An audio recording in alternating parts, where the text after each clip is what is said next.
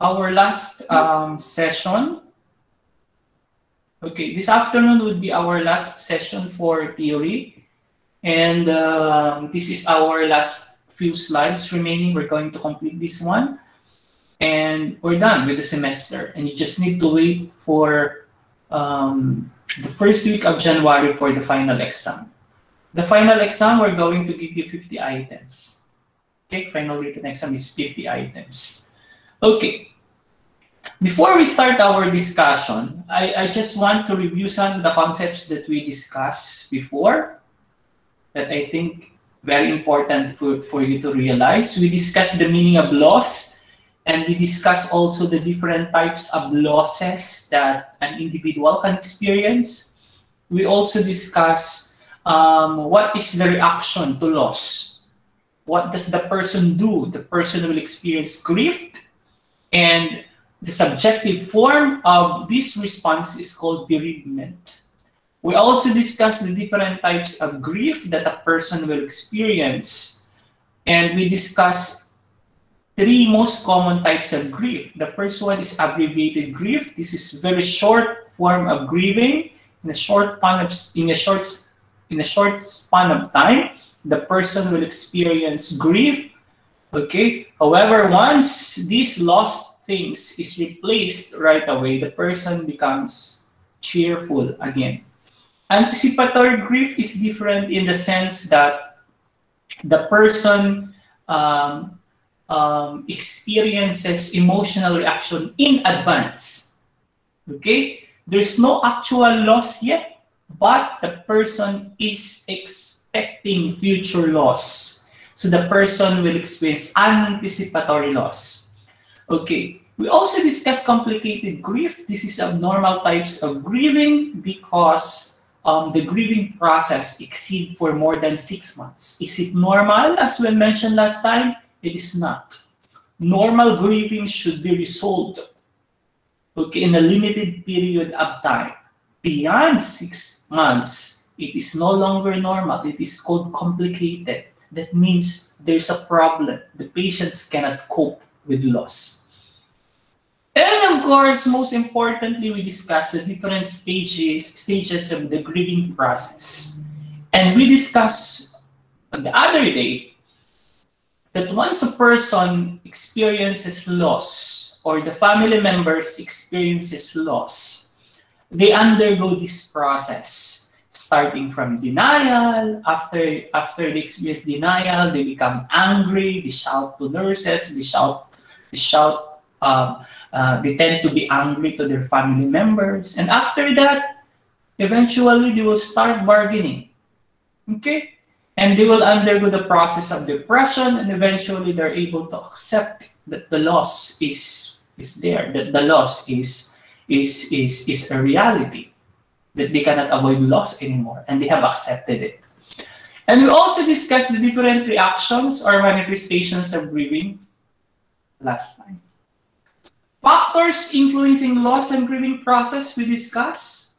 Gender is one of the most common factors, and we said female tend to be emotional, tend to express their feelings and emotions.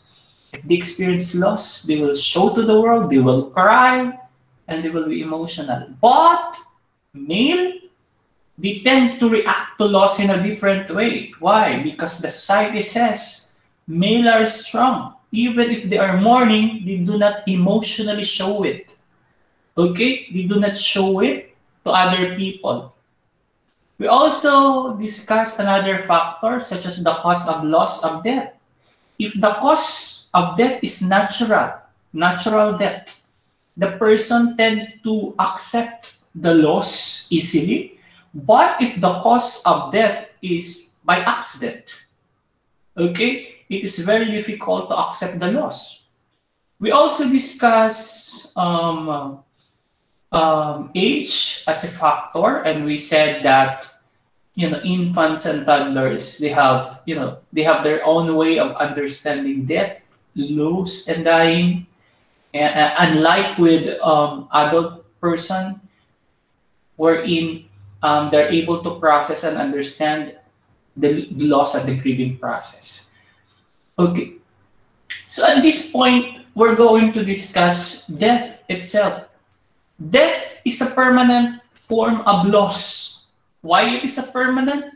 Because once a person's died, it's permanent. You cannot revive that person. That person will never go back again. And dying, it's a process. Okay? Death is an irreversible loss. It is an example of loss. And normally when a person experiences death and dying, you would expect several manifestations. So how would you know if a person experiences death or if a family member experiences death? Just like an individual who experiences loss, a family who experiences death in the family also experiences denial. They don't believe, they refuse to believe that their family members is gone or is died. Most instantly, the family members will also experience guilt. Maybe they were not able to provide, sufficient care to the patient when he was alive. Anger was also there, despair, and most of the time, the one who experienced death will resort to crying. What else? Immobility, increased fears, even the vital signs are also affected. Difficulty of sleeping, and even nightmares. What else? Powerlessness, hopelessness, violence. Some may undergo depression. Some they will lose their ability to make decisions. Some will become pessimistic. Pessimistic means they become negative. Okay? What else? Apathy, without emotions. Those are the things that you would expect from a person who experiences death or a family members who experiences death and dying. Now, with regards to death, okay, depending on the developmental stage, okay, there are different concepts. What I'm trying to say is, if you are a child, your concepts of death is different if you are a teenager. Your concepts of death is different if you are already very old. And how does it differ? And why is it very important for us to learn that each stage or each age range have different concepts of death? For example, here, infancy to 5 years old. How do they see death? What is their perspective of death? Most likely, an infant up to 5 years old doesn't know about death at all. Okay? What they know is that death is reversible or temporary. That's why if you would notice, if a child loses his mother or his father, he will just say, my mom is sleeping. My mom is on vacation. My mom is asleep. Because they do not know the concepts of death. What they know is that it is reversible. It is temporary. After a few days, my mom will come back. After a few months, my dad will come back. That is how they see death. Okay? You can try to ask if you have small siblings in your house, try to ask them, what do you think is death? And you will be amazed of their answers. Okay, what is the perspective about death among 5 years old to 9 years old? So at this stage, children are able to understand that death is actually final. They know it's final. It's not reversible anymore. It's not temporary anymore. It is final. Okay? And also at this stage, most children believes wishes or unrelated actions cause death. Try to ask a 5-year-old to 9-year-old child, they will say, that person died because he did something bad.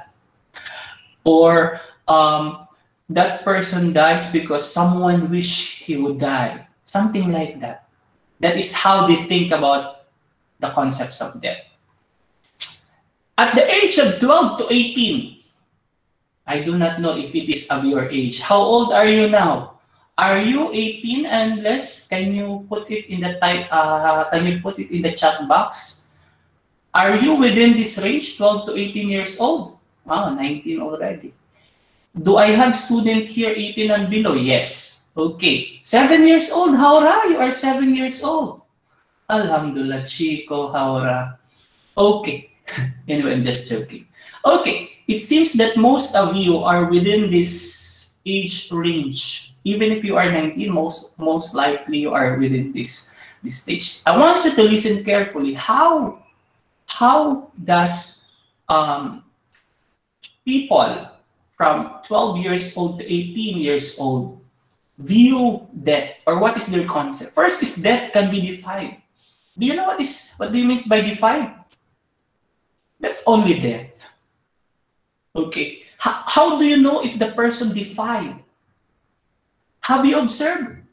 Most teenagers will indulge with risky activities. They will engage in risky behaviors. Why? Because they believe that death can be defined. No, it's fine for me to do this sports, even if it is deadly, even if it is risky. Why? It's only death. I can define it. That's why you would observe most teenagers wants to engage in risky activities and risky sports because they think that they can defy death. Okay? And at this stage, most of the individual at this stage seldom thinks about death. See? They don't think about death. They're enjoying their life. That's how people at your age think about death. But the concepts of death is different once you get older. I want you to observe an individual who is 45 to 65 years old, accepts own morality. What is important at this stage in time is that many people at this age range, 45 to 65, most of them encounters a lot of death in their family members. Why? If you are already 45 to 65 years old, it is where your parents are most likely die because they're already old. Okay? Most of your aunties, most of your uncles, they are old already when you are 45 to 65. It is where you encountered a lot of death. Most of your friends starts to die. Most of the person you know starts to die because of the old age. And at this stage, you tend to accept your own mortality. Mortality means that, eventually you will die as well. Okay. Now, if your age is 65 years old and above, how do people from 65 years old and above view death? See, fears prolonged illness. Most people at this age, 65 and above, it is where they experience a lot of diseases and illness. You would notice that as you get older, you will have a lot of chronic diseases. You have a lot of diseases. And one of the most important fears among people 65 years old and above is to have their illness prolonged. That is their fear. They don't want to get ill for a long period of time. That is their fear. Why?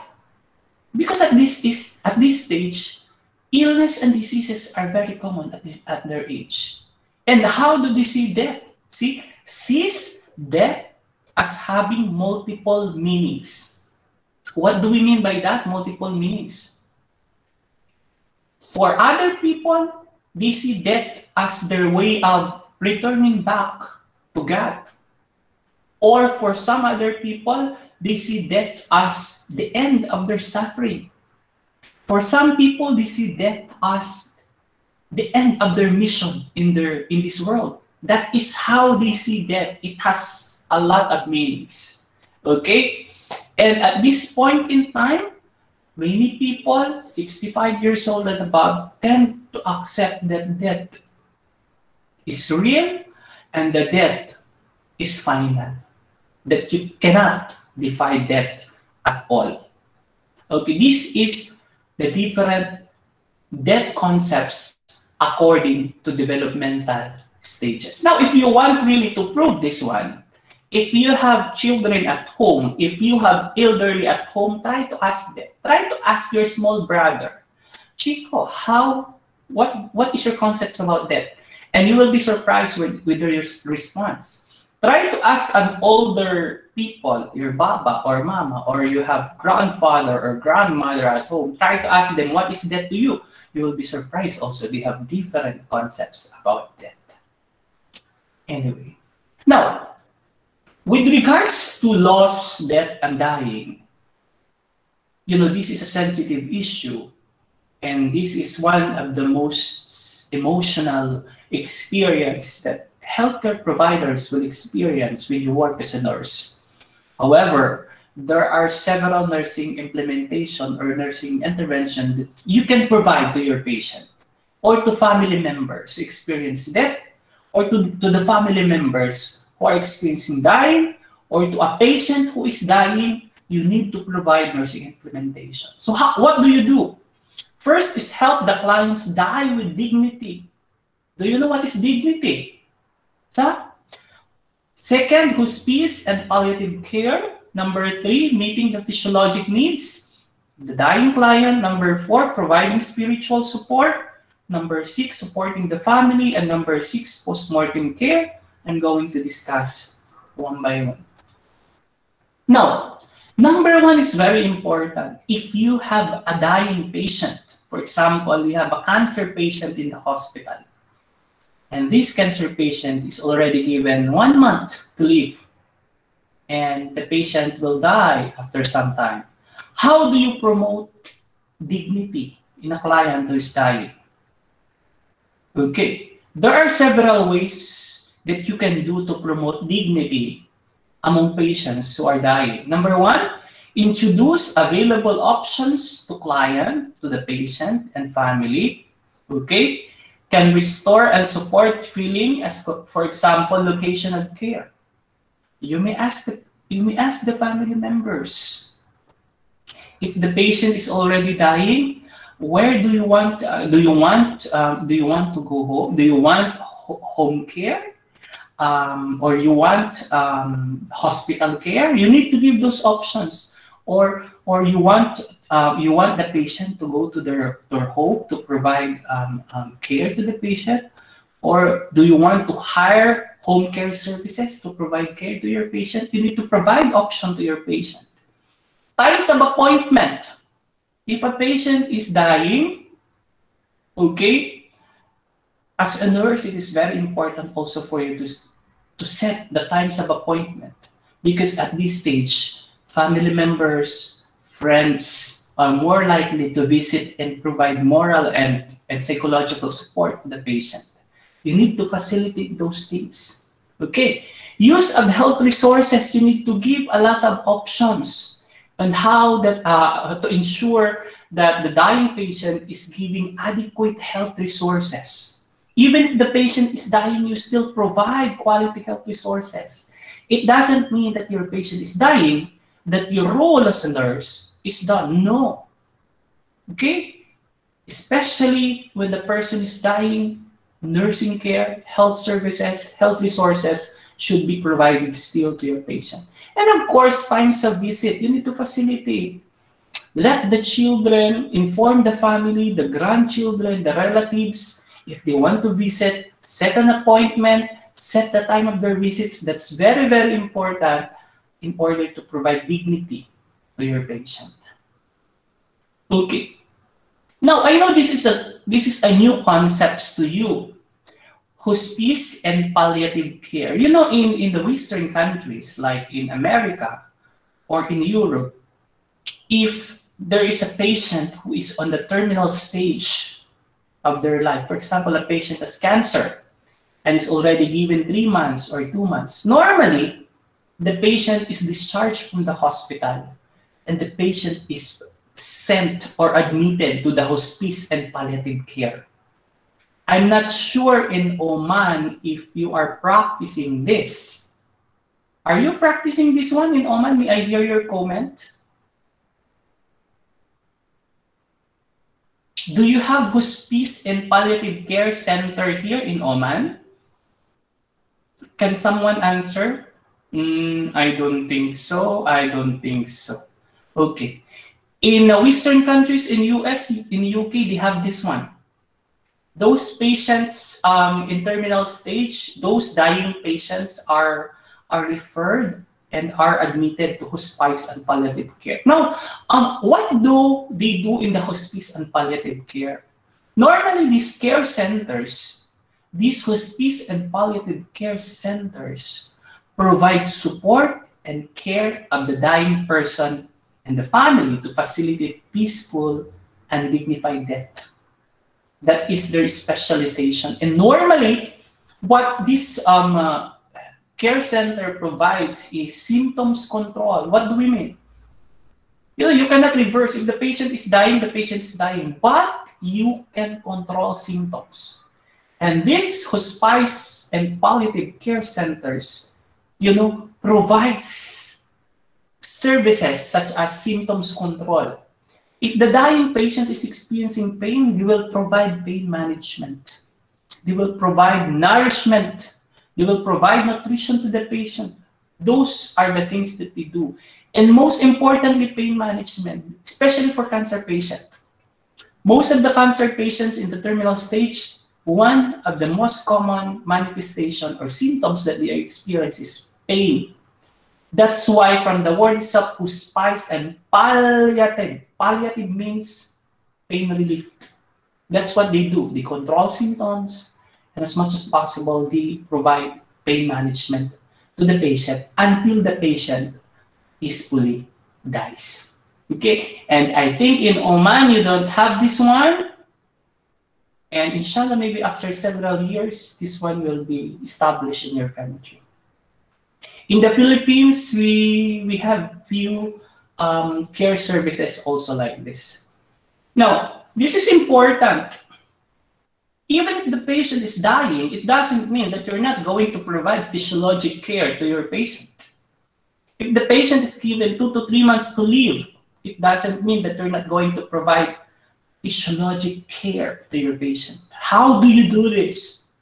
If the dying patient is experiencing pain, how do you meet the physiologic needs?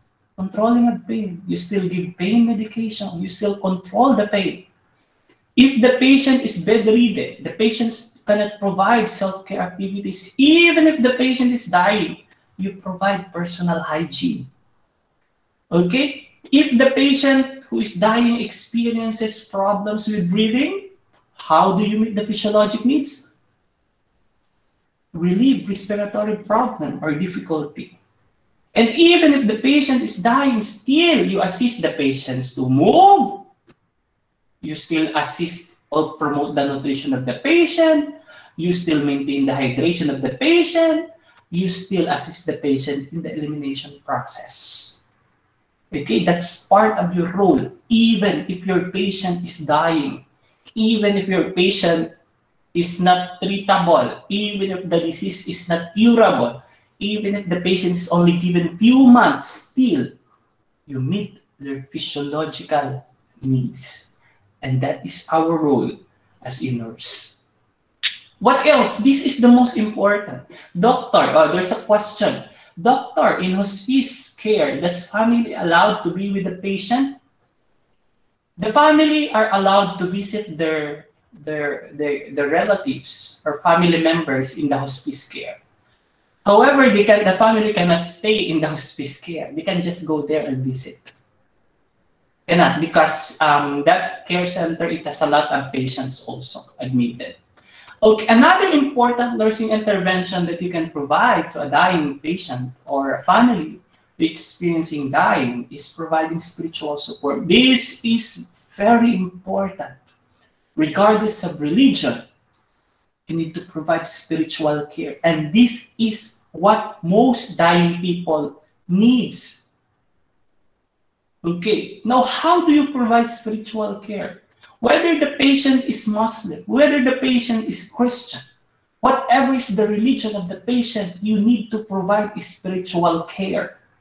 How do you do this if you are the nurse? Arrange access to individuals who can provide spiritual care. You can ask someone, maybe if the patient is Christian, you can ask a priest. If the patient is Muslim, maybe you can ask someone who can provide spiritual care to the patient. You need to explore these options, especially if your patient is not able to express this. You have to tell the family, sir, do you want me to facilitate access to spiritual, someone who can provide spiritual care to the patient? That's one way. Number two, facilitate feeling of expression of feelings. If the patient wants to pray, okay, you have to facilitate this one. Meditation or Quran or Bible reading. And if the patient wants to talk with the spiritual leader, as a nurse, it is your role and responsibility to facilitate these things. And it is your way of providing spiritual support to a dying patient. Not only to the dying patient, provide spiritual support even to the family of the dying patient is very important. Because at this point, I'll tell you, even the family members are also grieving. The family members at this point cannot decide. The family members at this point, are bombarded with a lot of emotional experience. And it's very important that the nurse should dare to support them. Okay.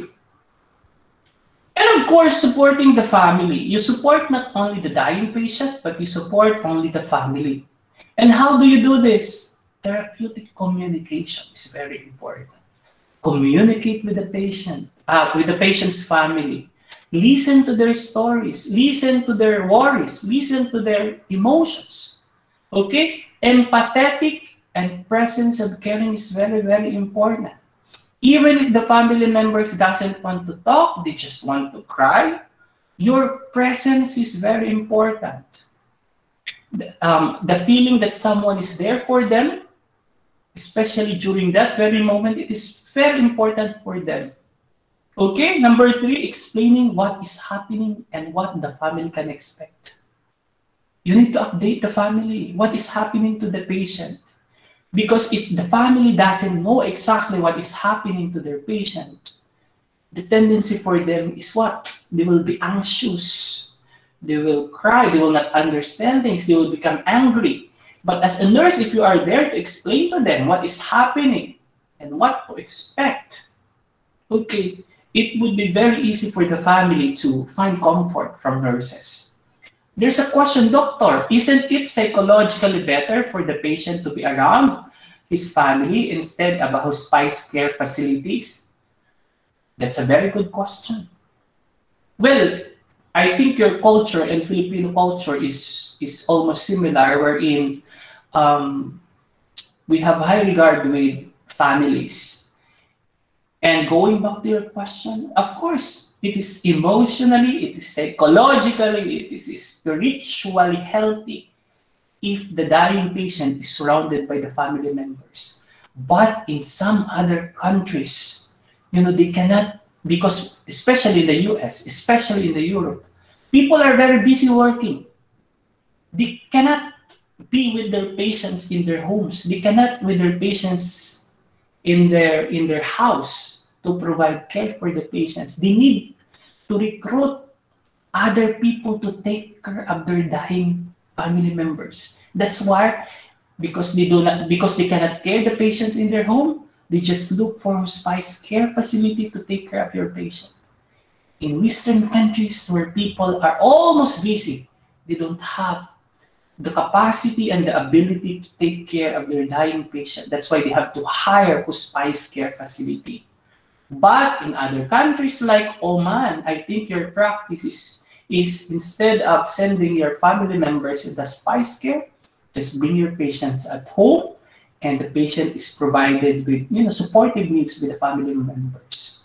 Yes, it is much better because the experience of death and dying is highly stressful, okay, for both of the dying patients and the family, and the presence of the family is very important to provide psychological, moral, and emotional support to the dying patient. Yes, you are true.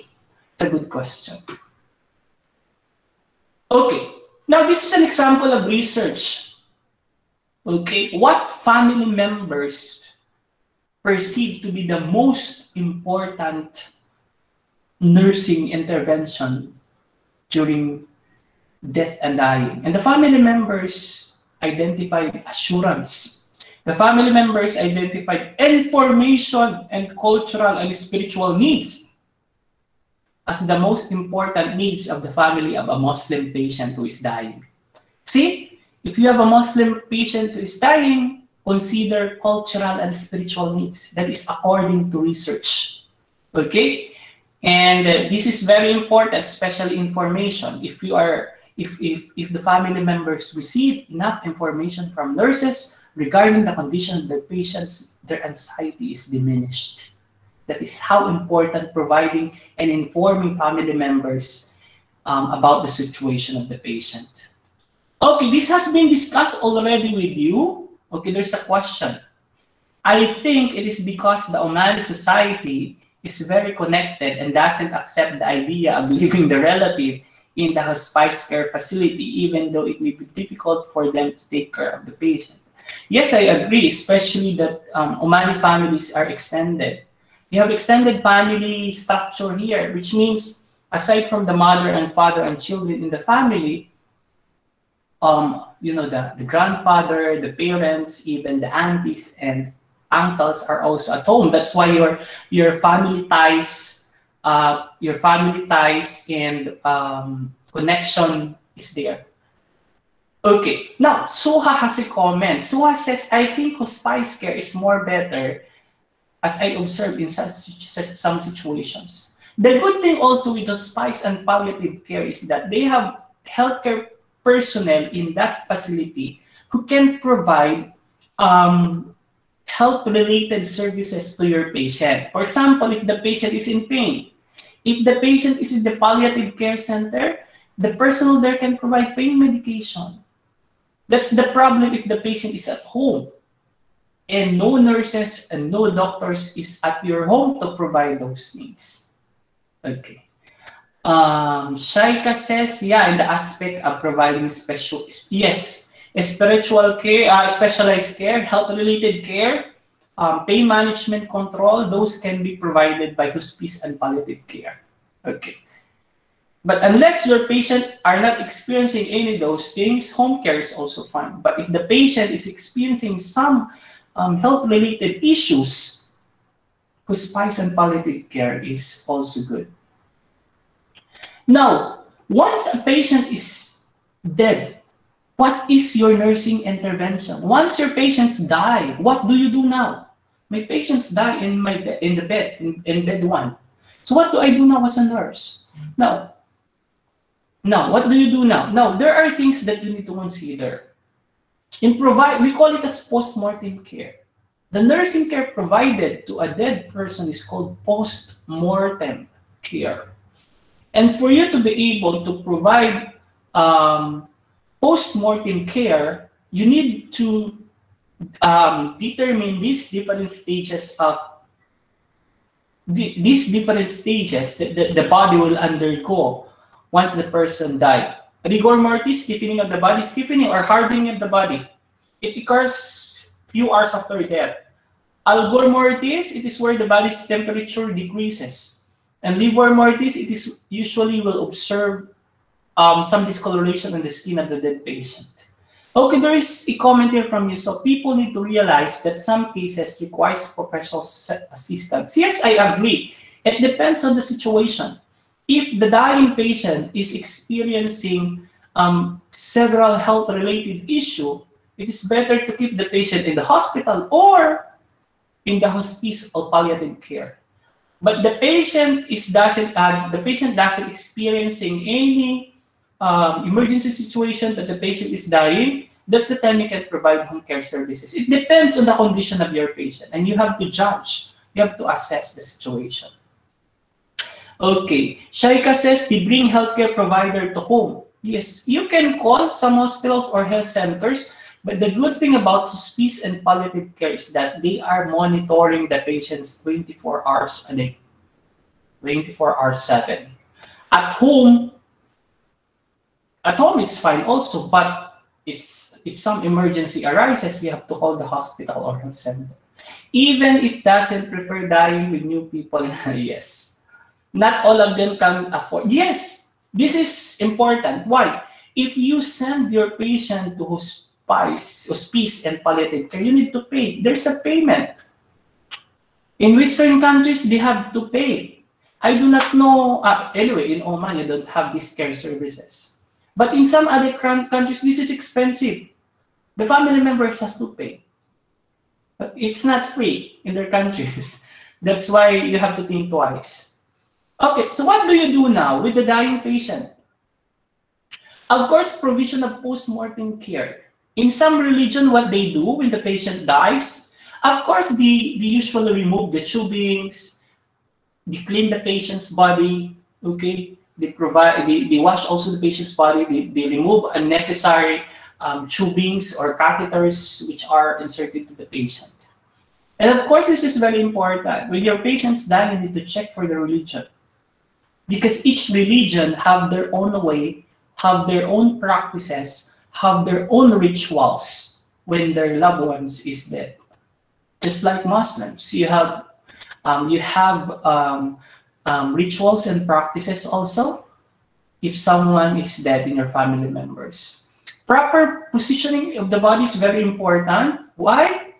Remember, once rigor mortis sets in, and the body of the dead person is not aligned, it's difficult to realign them because it would be stiff, it would be hard.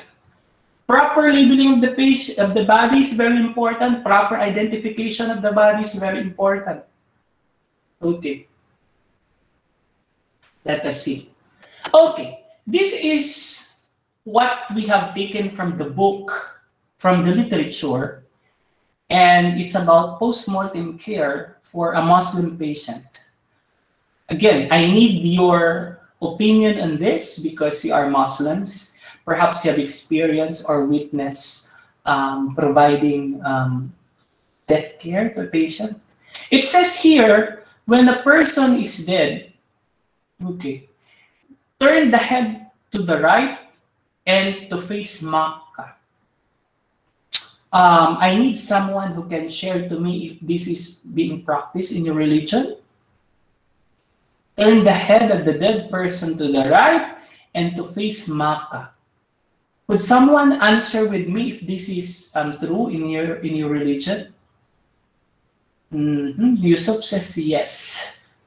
Okay, I'm not a Muslim, that's why I'm not really familiar with the rationale of doing it. Can someone share to me the rationale? Why is the reason behind this practice?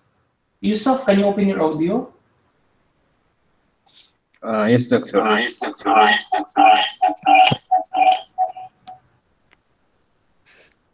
Oh, is it clear now? Yeah. I heard the echo. Yeah, it's clear. Mecca is considered like the holiest place in our religion. So when we pray, we face Mecca, Kaaba. So it is like the center of our religion, the holiest. So even if the person is buried already, the position of the head is also facing Makkah? I'm not sure if he's buried, but when they actually wash the body, the deceased deceased, turn it to the head to the Right, to Makkah. yeah. When they wash the body and clean it and put the perfume and wrap it with the sheets.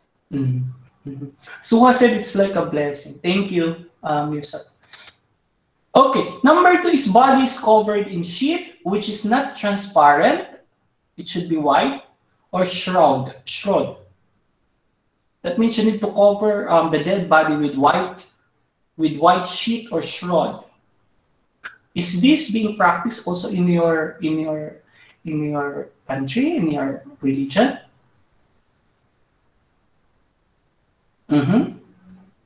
Okay. I want an opinion from Muna Alfazari. Please share to your classmates. Try to educate me. Why it is always white? Why it is not like colored, covered, or is there a reason why it should be white and it should be not transparent?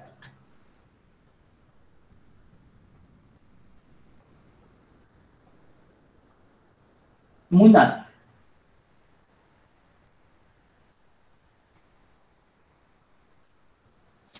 Okay, who can answer this one? Do you have any idea or why it should be white or why it should be covered? Aisha. Suha is here. Suha says some practices has no reason. Okay, because in other religion, for example, among Christian, for me Christian, the body is not covered with a sheet. Instead, the body is placed in a coffin. You know a coffin? It's made up of wood or metal, and the dead body is placed in the coffin. That's the practice among Christians. And your practice here is covering the patient's body with a sheet. Okay. Anyway, number 3 is only in the hospital, only health workers of the same sex should touch the body if at all possible. I think this is self-explanatory already. And I think I know the reason already. And I think it is being practiced. No, there's a reason, but I do not know how to explain it in English. It's fine, Shaika. Okay? It has been said by the prophet that the white sheet are the purest form of cloth, and it's from the prophets. It's from the prophet teachings. Okay, thank you, Yusuf, for the sharing. White indicates purity. That's what I have learned. And Rafida says it's safe for the person's dignity. Okay, thank you so much. Number 4, Muslims are always buried and never cremated because cremation is forbidden by Islamic law. Life after death will continue in the form for which the preservation of the body is absolutely essential. This is very interesting. Why? When you work in other countries like US, like in Europe, you know, especially if they're not Muslims, they're Christians, or maybe they don't have religions at all. What they do is they don't bury the person, they just cremate it. You know cremation? Cremation, and then they'll just collect the ashes. Okay. That is the practice in other countries. Yes, it's like burning. And then you will collect the ashes.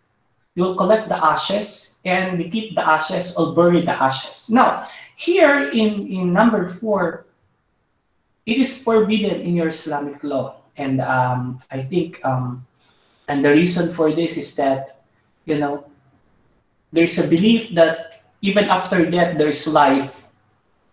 And the life that you have after death, the form of life after death is the same life that you have here. And you have to preserve the body. That's the reason you never cremate. I mean, in your religion, cremation is not acceptable. Do you have cremation here, or there's something new in your country which is related to how you handle after death of a Muslim patient? Or is it only burying of the dead body? Or do you have cremation here? Do you have cremation here? Yes or no? No, that's it. Yes, no, I don't think we have. Just bury the dead body. Okay. Now, this slides is evidence-based. This is based on a research. And it says here that handling the body of the dead Muslim with extreme caution and respect, which under the dimension of cultural and spiritual needs, was perceived by family members to be the most important. So that means if you are a nurse working in the hospital and you're dead, you have a Muslim patient who died, you really have to take care. You need to be very careful in handling the body of the dead patient. And that is based on research. Okay, and as a nurse, when you work in the future, please consider all these things when taking care of the dying and the dead patient. Okay, any questions with regards to our topic? We discussed loss, we discussed grieving process, we discussed the several factors that affect grieving process, and finally we discussed the different nursing management with the dying patient. Okay, wait, why my face is here?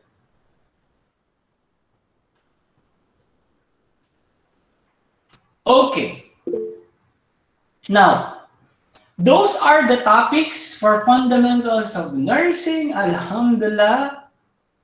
And